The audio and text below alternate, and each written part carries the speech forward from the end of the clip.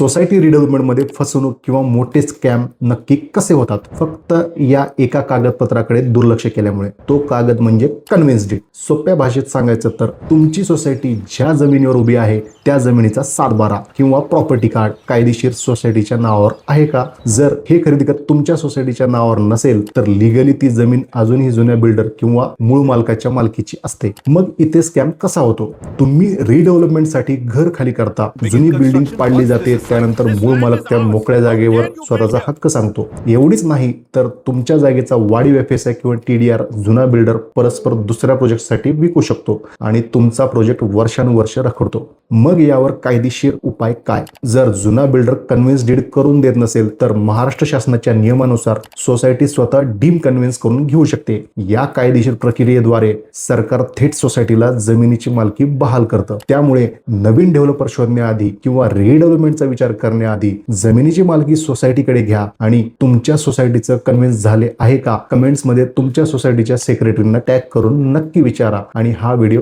आताच तुमच्या सोसायटीच्या ग्रुपवर शेअर करा. धन्यवाद.